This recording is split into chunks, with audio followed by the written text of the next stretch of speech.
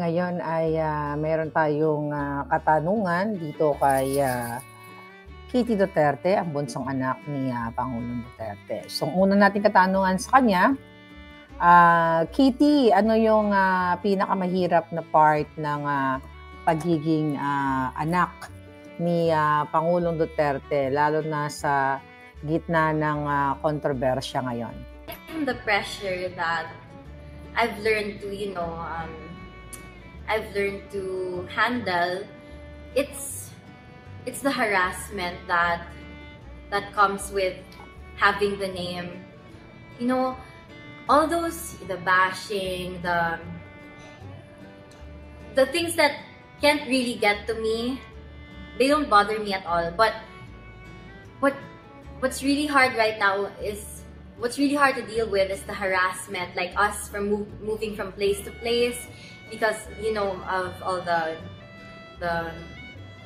warnings that they might search our houses. So I think that's it as of now. So, sa murang edad, paano mo naintindihan yung laban na kinakaharap ng pamilya ninyo?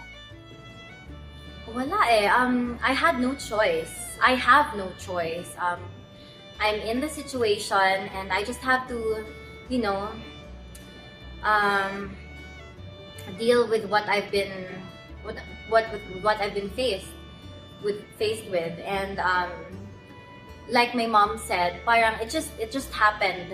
It just happened to me. It's like I matured overnight. So yeah, all of it simultaneously happened. Na parang I woke up one day and I had to be this.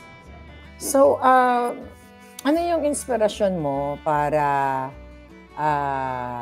magpatuloy na maging matatag sa gitna ng gulo at syempre ang ingay sa paligid, sa mga panggigipit sa inyo? So, papaano mo ito, saan ka kumukuha ng inspirasyon? One answer for that, and I have been writing it also in my letters to my dada. It's my overpowering love for him.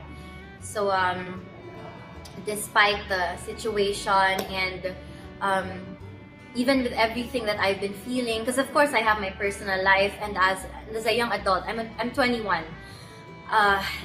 There's another set of challenges that I'm facing also, and I'm discovering myself. I'm learning myself, but yun. Love conquers all. My overpowering love for my father. Wow! So ayan mga palangga, narinig ninyo ang talaga namang matalinong sagot ng bunsong anak ni Pangulong Duterte.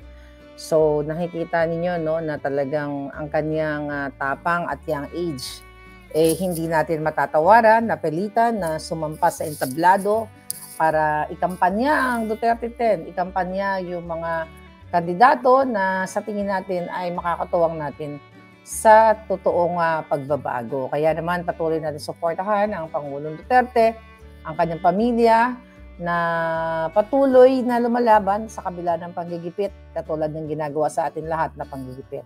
So, thank you very much.